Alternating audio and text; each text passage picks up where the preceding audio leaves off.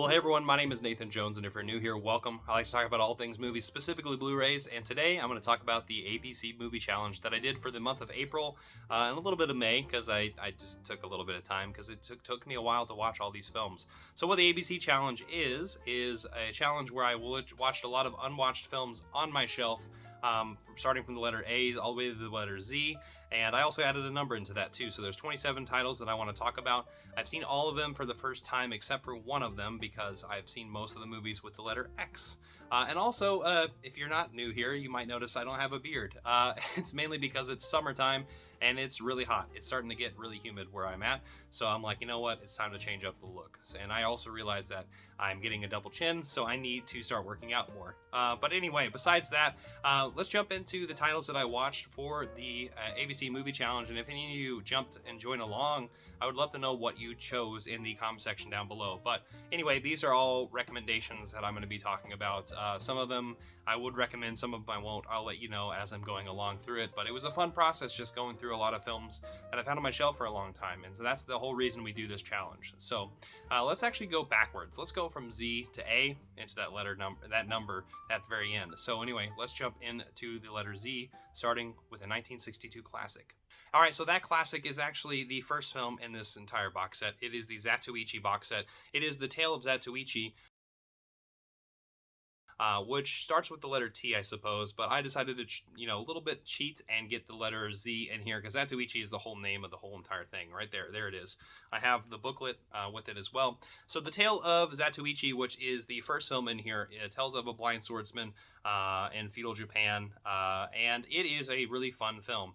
I have not seen any of the films before. I've decided, I've had this on my shelf for some time now, and I'm really excited that I was able to watch the first film in here, telling of a really small town that our main character Ichi, who later just you hear Zatoichi more and more, he is there. He is a blind swordsman, and he is there as a Yakuza member from another gang.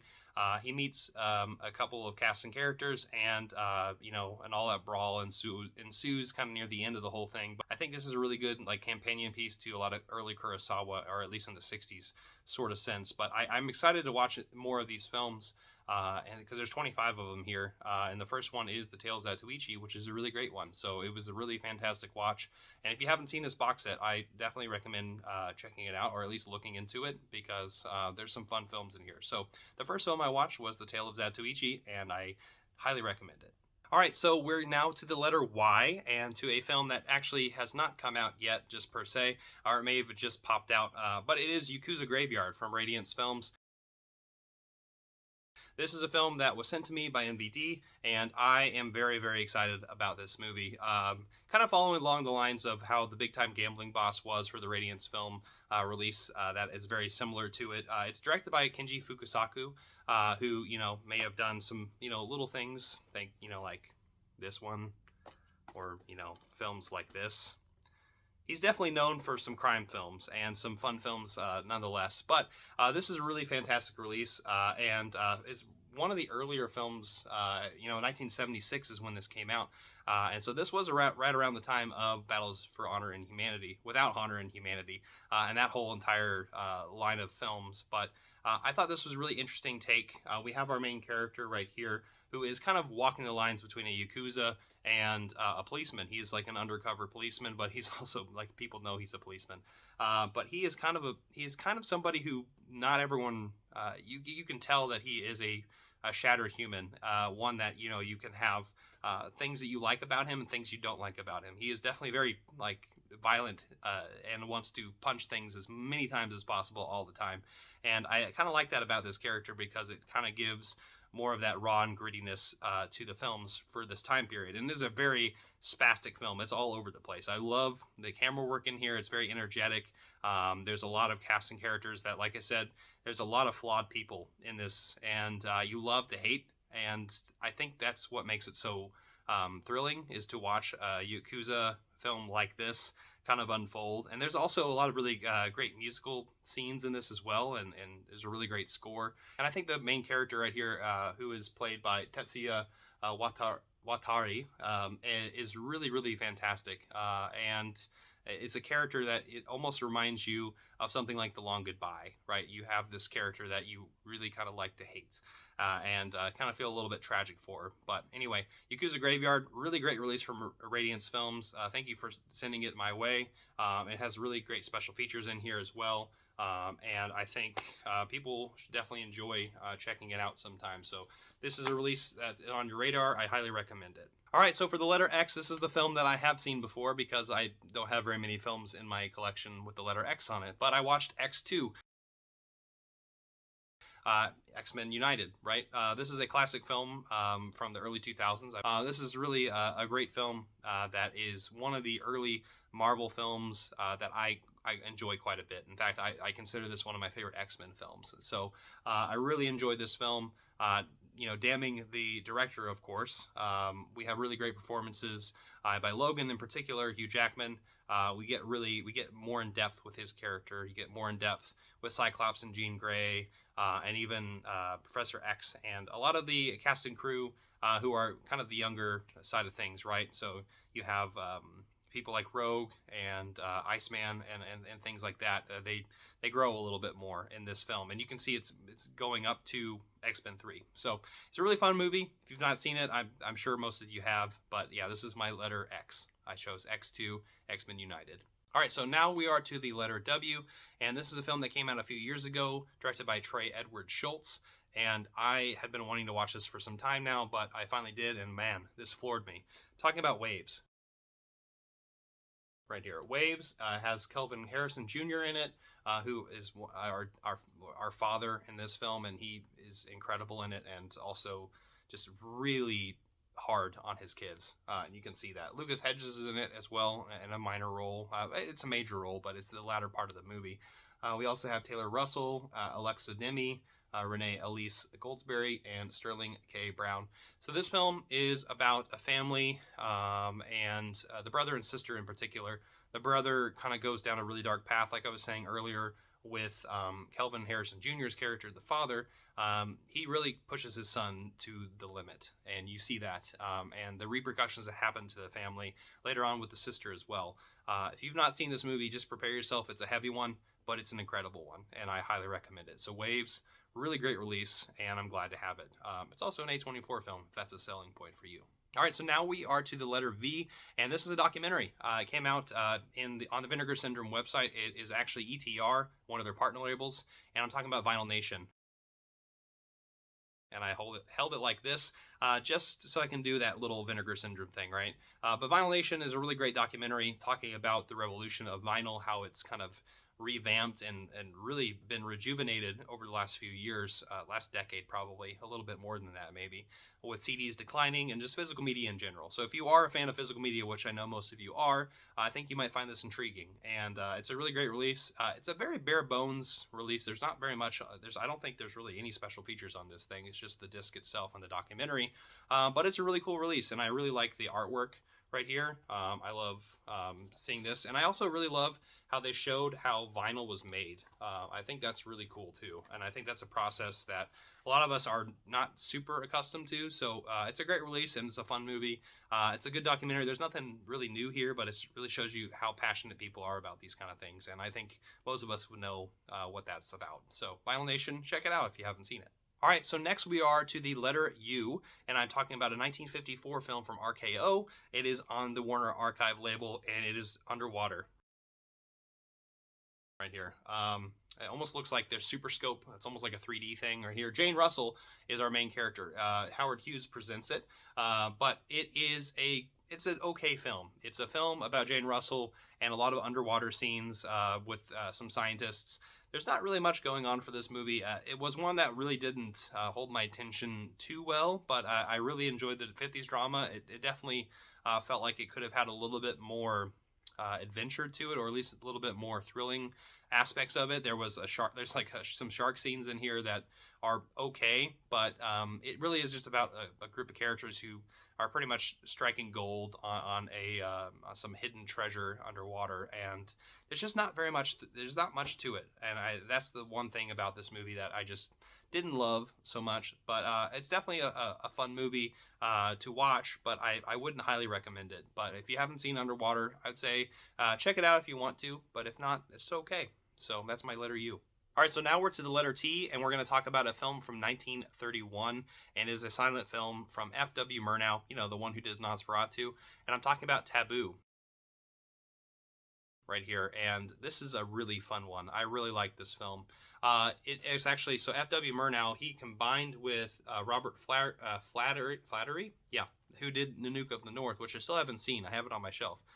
But I love this film because it combines fiction and nonfiction a little bit. It's in the island of Tahiti, but I think it's a fictional island here. But it actually stars a lot of the people who are islanders, Pacific Islanders, in this film about these islanders who are on this thing. And I really like that aspect of this film. It feels a little bit ahead of its time for something like that. But it definitely has some very basic tropes that we would see in a film. It's a love story, but it's also got a lot of really cool set pieces. I love the camera work in here. I think the score is also great on this.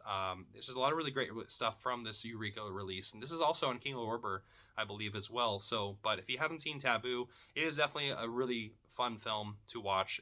And silent movies, I mean, like this is one of the best ones. So, definitely recommend checking out Tabu if you've not seen it before. All right, so now we're to the letter S, and I could have picked a million films, but I decided to watch a film that came out right after the legendary film King Kong. I'm talking about Son of Kong,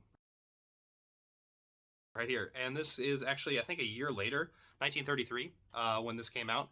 It's starring Robert Armstrong, Helen Mack, and Frank Riker, along with other people.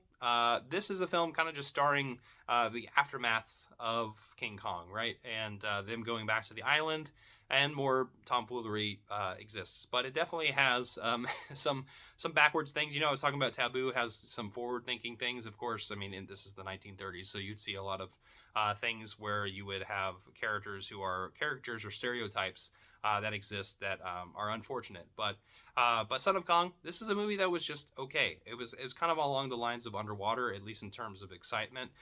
There's fun claymation in this, which is a little bit more exciting than Underwater.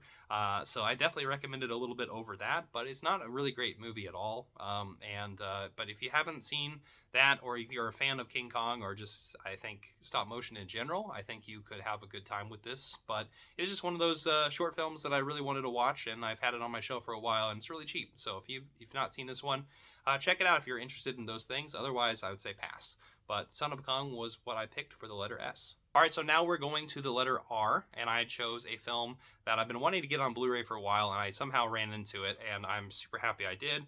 It is A River Runs Through It. And this is starring Craig Sheffer and Brad Pitt in particular as brothers, and Tom Skerritt as their father, who is a priest. But it's about two brothers who really love fishing. One of them goes off to college and comes back. The other one is kind of, in the newspaper industry. It's really about their relationship, and they're also the relationship with their father. And also, I guess the heart is fishing, right? And in this little town in Montana. So, and Montana is, it's very sparse with population. So this town all knows each other really, really well. But it's a really fun film. It definitely feels of its time, right? This came out in the early 90s in 1992. Good year. That's when I was born. But it's a film, that I think has a lot of heart to it, and I think that's what made it pretty enchanting. I like the voiceover work too, but it's definitely one of those Hollywood films that feels very much like tug at your heartstrings kind of thing. And also the fun thing about this is actually directed by Robert Redford, and if you are familiar with Robert Redford, he's in a million fantastic things.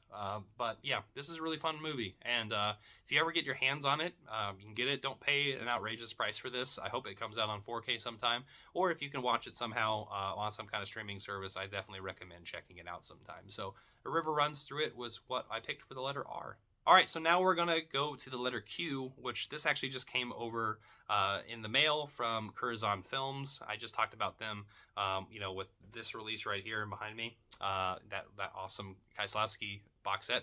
But I'm talking about a film called The Quiet Girl. And The Quiet Girl is directed by Kaylin Kewen. Probably say her name wrong, but it's an Irish film, and it's in Gaelic and English. I guess Irish English. Anywho, this is about a little girl who is a part of a big family with a family that is kind of her father is abusive and her mother just has way too many things going on, as also kind of negligent of sorts, and so she goes over to her aunt and uncle's house for a summer to be taken care of, and she falls in love with the freedom and then also her new parents, more or less. And I'm not going to get too much into the film, but oh my god, this is definitely one of the best films I picked up from this entire experience. And I cannot gush about this movie enough. This movie will make you cry. And anyway, I'm sure if you've heard of it, you understand that. But if you haven't seen it, I highly recommend you importing this over in some capacity if you're in the States.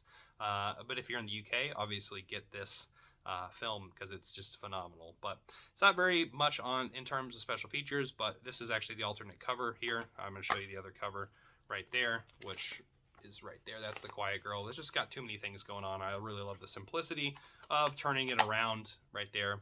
And there it is with this, like the different things in terms of specs and who did it and whatnot. So, but The Quiet Girl, oh my gosh, this is a flooring film. It's a very emotional film. It's very raw, and it'll make you happy to have the things that you have, hopefully. So anyway, that's what I picked for the letter Q. All right, so now we're to the letter P, to a really fun film that I had really not much knowledge prior going into this film. I've had it on my shelf for a second, and it is actually directed by a really famous director who's not really known for these things, and that's Brian De Palma, and I'm talking about Phantom of the Paradise. And this is also the alternate cover. If you want to see the other cover, this is what the cover is, which is also really fantastic. But I just really like the original poster art here. But man, oh man, this is a really fun film. So obviously, you can probably guess Phantom of the Paradise.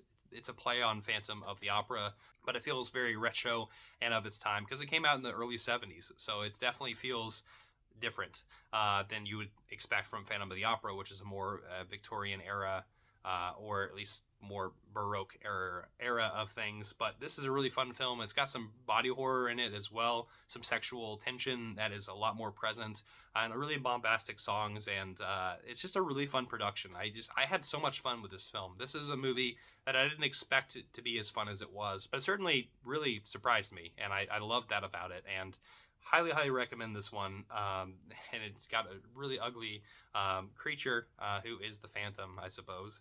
But it is a really fantastic film that I highly recommend checking out if you've not seen it before. So yeah, pick up this one if you haven't seen it. All right, so now we are to the letter O, to a film, another Warner Archive film, one that I've had on my shelf for a second, and I'm talking about One Crazy Summer, which has John Cusack, Demi Moore, and Bobcat Goldthwait. The guy who's like, all the time. This is just a really fun hangout movie. There's not much going on in this movie. It feels a little aimless at times, and you see John Cusack and Demi Moore have a little bit of a budding relationship in it. But Bobcat Goldthwait and his dumb partner are just kind of just buffoons in the background as friends as well. It's definitely a hangout movie, and one that you watch something along the lines of with Dazed and Confused and things like that. It's a fun movie. It's not great. It's just one of those ones where you can just put out and just hang out and have a good time with it. It's got a really crazy cover. But yeah, I definitely recommend checking it out if you've not seen it, and if you want to just watch something in the background and then just shut your brain off for a little bit. Yeah, One Crazy Summer. That's my letter O. All right, so now we are to the letter N, and N was a really fun film that I really enjoyed. Did not expect it to be as insane as it was. Actually, I did expect it to be insane. And I'm talking about Ninja 3, The Domination. And that's also the alternate cover. I keep switching the covers on these things, so if anyone is curious, that's kind of what it is. But this is an insane movie. It's about a woman who gets possessed by an evil ninja spirit. And attacks all of LA, and there's a lot of cops involved, cop killings that keep occurring, which anyway, I'm not totally against, but anywho, Ninja 3, it's a really fun film that has a lot of crazy special effects, a lot of just random fun and killing that just doesn't make any sense. And it's all set in the backdrop of LA, and it has a lot of really fun things. And also, if you like V8 juice, you might like it even more after watching this.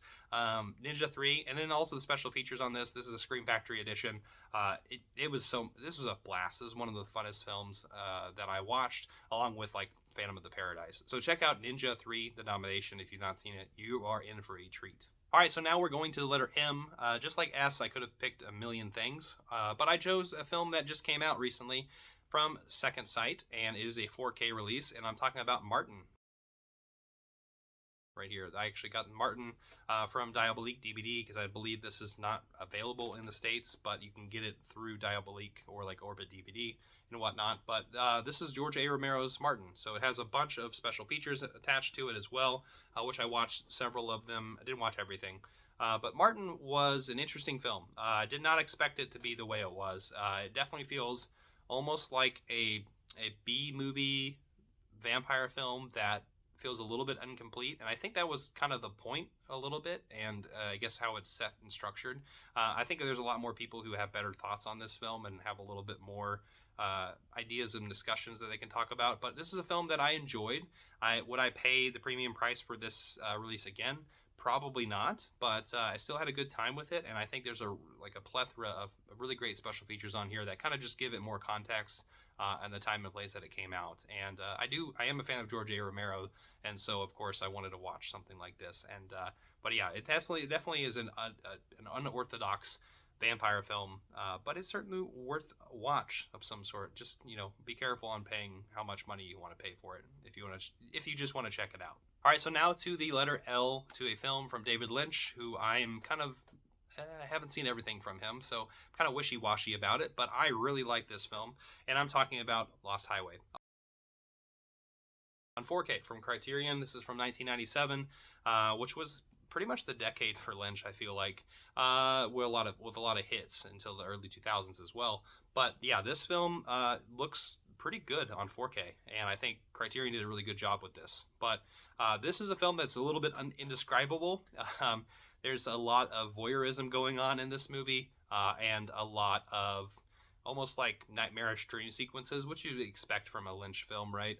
But you're just following these characters kind of walking around in these daydreams, and you can't really see reality from fiction, and that's what's really interesting about this. And I'm not really adding much to the Lynch conversation. There's a lot more people who are big fans of Lynch who have probably better ideas of what some of the themes or subtypes that they can think about. But for me, it was just a film that kind of washed over me. I watched it at a really good time, where it clicked with me, and I finally understood the intrigue, at least at witnessing something like this on screen, and just kind of getting invited into this hellish nightmare of a film. And yeah, it's certainly worth giving a watch. And if you haven't seen this movie, I definitely recommend checking it out sometime. If you have seen it, buy the 4K, of course, and if you enjoy it, of course. But yeah, this is a really great release, really great special features as well from Criterion.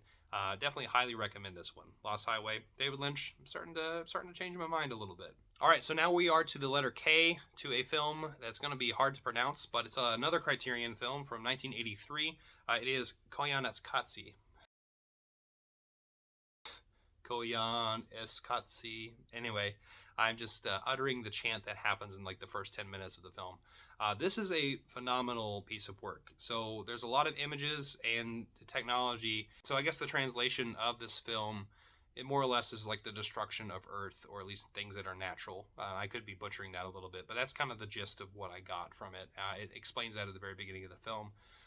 There's a really great score by Philip Glass. I think that's actually one of the reasons why a lot of people talk about this film, is the score is just immense, and it's very present, and you can see all the images of natural disasters plus landscape plus humans and technology and all those things meshing together.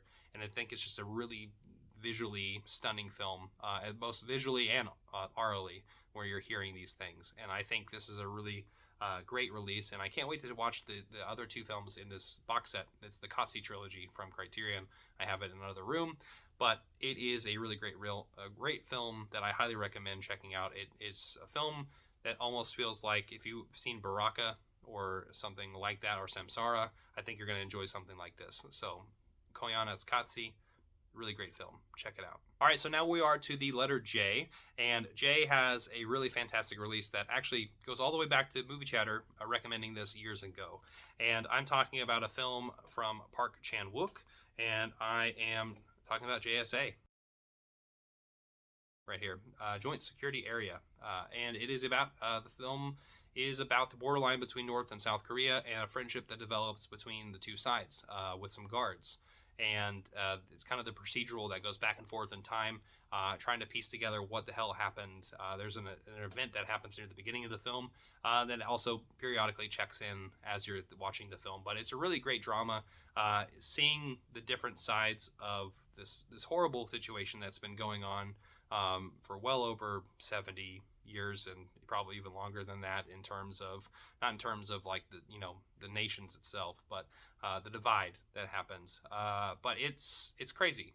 This is a really great film. I think that Park Chan-wook has some really fantastic things that he does in this film that really grip you in terms of how you recognize the friendships in here, and the little subtleties that you can kind of piece together as you're watching it. And I love that about this movie. It's like a mystery plus a drama and a thriller, and it's about friends and relationships with people that you should despise.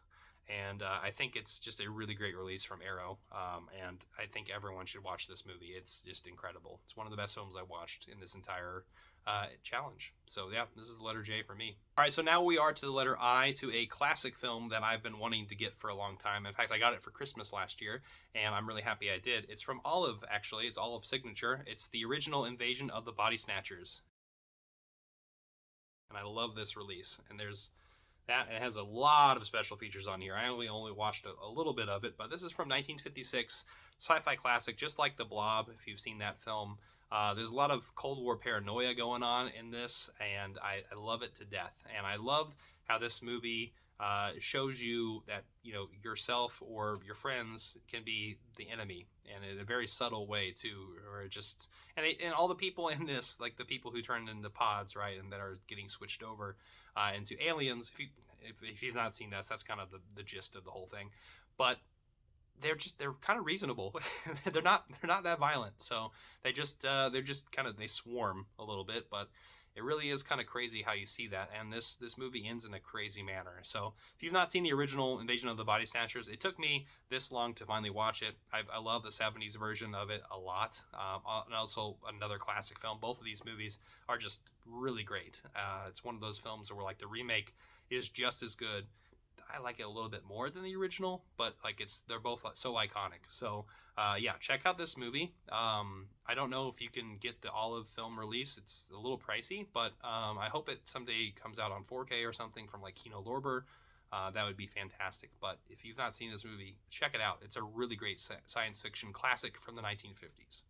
All right, so now we're going to the letter H, to a film from 1924, another German silent film of the Expressionist era, and I'm talking about The Hands of Orlac.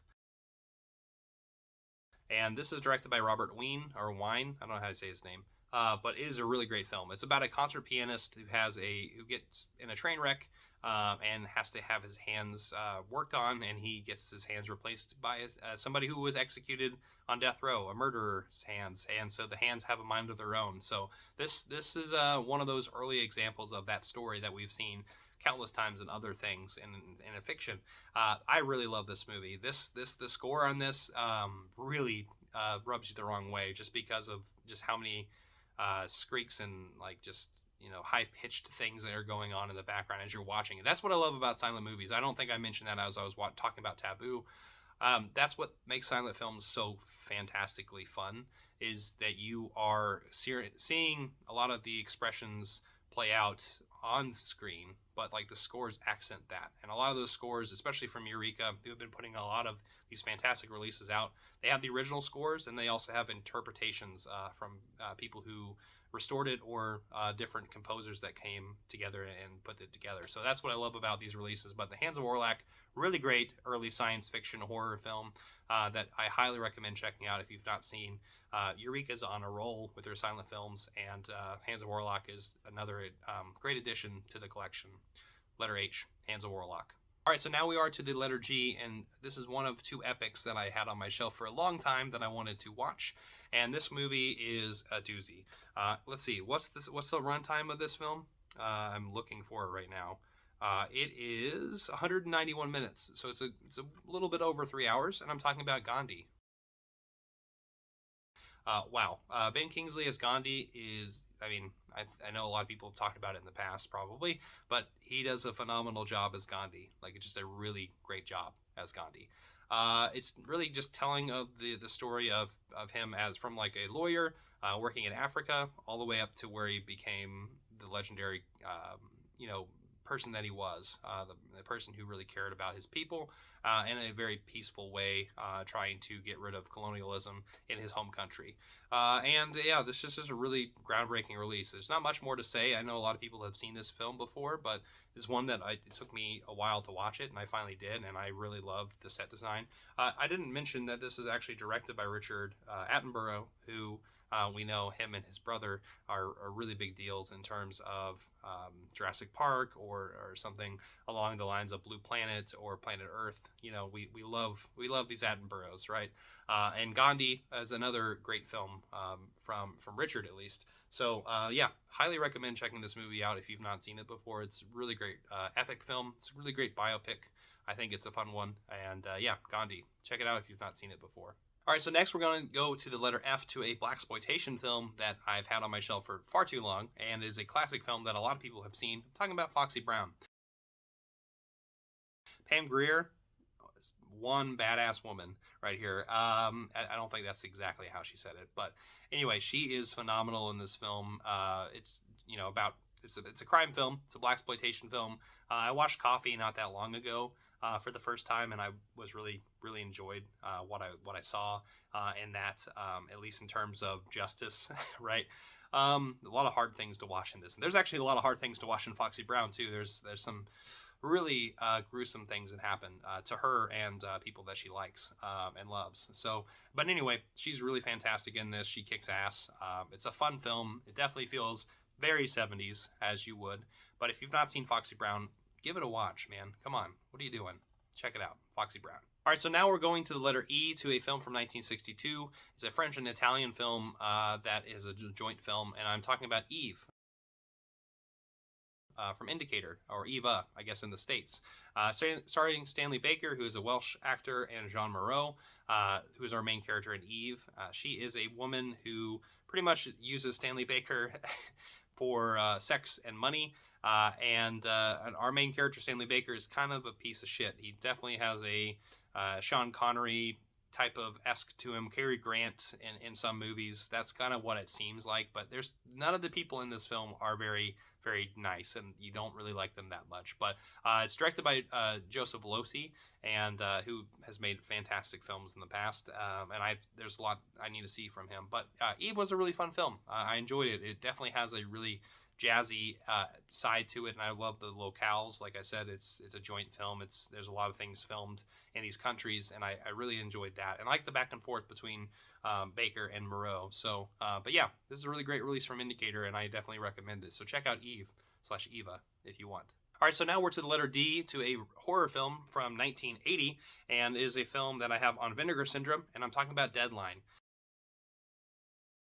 It's about a film about a guy who is a horror writer, who is trying to finish up a project, but he cannot separate fact from fiction, and sees a lot of really crazy things that happen to him and his family, where there's a lot of horrifying things going on. And it's an interesting film. It's from 1980. It's like it's a slasher film. Almost feels like that, but it is directed by Mario Azzopardi, and it's a Canadian exploitation film that I didn't really know I was going to enjoy, but I was definitely recommended this from Disconnected, my friend Ryan. He definitely recommended checking this out, and I had a good time with this one. It's violent, it's fun. Also, it's a hellish nightmare. So yeah, so check out this one if you've not seen it before. It's a fun film. Deadline, check it out. All right, so now we're to the letter C, to another epic film. Just like Gandhi, this one is a lot longer. I'm talking about a film that is 251 minutes, so well over 4 hours. I'm talking about Cleopatra. which is Elizabeth Taylor, of course. We also have Richard Burton and Rex Harrison, who Rex Harrison, besides obviously Elizabeth Taylor, might be the best character in this film. This is a film that I wanted to watch for some time now. In fact, actually, a lot of my friends have just recently watched it too. My friend Nathan Hale actually just watched this for the first time as well. And also Fish just watched it for the challenge as well. But yeah, this is a really long film, an epic film that has a really gorgeous, set design with set pieces and a really lavish and expensive production that I think is probably the best part about this film. And like I mentioned, Elizabeth Taylor is great. So is Rex Harrison. He might be the best person in this film. But other than that, it definitely feels like it's a little bit boring in terms of what's going on with the film. Of course, it's talking about Caesar, the rise of, or the fall, I guess, of Caesar, the rise of Mark Antony and Cleopatra and what they do together. And it's a great film, and I definitely recommend checking it out at least once, but it's not something I'm going to revisit anytime in the near future. But I'm glad I watched it. I'm glad I saw Cleopatra finally. So that's my letter C. All right, so next we're going to go to a film from Alamo Drafthouse from 2012, and it's actually an Alamo Drafthouse film, which doesn't exist anymore, but you can still get this. And I actually have the reverse cover here. You can't really see it. It's Bullhead. Right here. The reverse cover right here is right there, right? It is a film that is it's actually in Danish and French. It's about revenge, really. It's about a boy who gets brutally attacked by somebody at the very beginning of his life, and the repercussions of how he handles that, and then also the revenge that he's trying to enact. It's a dark movie, but it's definitely a great film to watch, and one that I did not expect to be as emotionally powerful as it is and resonant. So if you've not seen Bullhead, I definitely recommend checking it out at least once. But like I said, it's certainly a film that is very, very harrowing, and I definitely would recommend checking it out sometime. I also misspoke. This is a Dutch film, so it's from the Netherlands. So it has Dutch and also French. So my apologies for that. But Bullhead, really great film. Check it out if you've not seen it before. All right, we're almost to the end. Now we're to the letter A, to a film from Edward James Olmos, who's also starring him, and it's American Me. Right here, this is a Shout Select film. It's inspired by a true story. And in fact, this film actually killed people in real life because a lot of the informants that went down. But it's a prison film. Edward James Olmos is in prison, and it really just kind of goes back and forth of cat and mouse game between the people and the people inside and outside of it as well. A lot of murder, a lot of mayhem. It's a fine film. I know for a fact, like I said, that this actually involved real people that died. So hearing that makes me a little bit nervous about it. But yeah, it's an interesting movie, and I wouldn't highly recommend it, but it certainly is something that I would recommend watching at least once sometime. So if you haven't seen it, I would definitely recommend checking out at least one time American Me. And that's the letter for A. And now we're going to finish the entire thing off with a number. We're going to talk about the number 24 in 24 frames. Abbas Kiarostami's film from 2017. This is the last film he made before he passed away. And this is about 24 different vignettes, pictures, and paintings that he kind of digitally rendered and changed. And there's every, I think, 10 minutes, this thing changes. And so you're seeing these images, these still images, kind of transform before your eyes every 10 minutes, as you're watching it. It's really interesting and really artistic. It's like a really great end of life kind of experiment. I guess along the same lines of Akira Kurosawa's Dreams. We have different vignettes, or at least different interpretations. A little bit more experimental than what you'd expect from Kiarostami. But then again, Kiarostami did a lot of experimental things. But anyway, 24 Frames is a good film, and I highly recommend checking it out if you've not seen it. With that being said, those are the films I chose for this ABC Movie Challenge. I hope you enjoyed the long video. Hope you stuck around to the end. But let me know what you liked in the comment section down below. But also tell me what you have seen in this challenge. And I would love to talk about more things in the future. There's going to be a lot of really fun things on the channel coming up. One involving that box set right there coming up really soon. But anyway, thank you so much for checking this video out. I hope you enjoyed it. Give it a like, share, hit the notification bell, subscribe, and I will see you next time. I'm not jonesing around.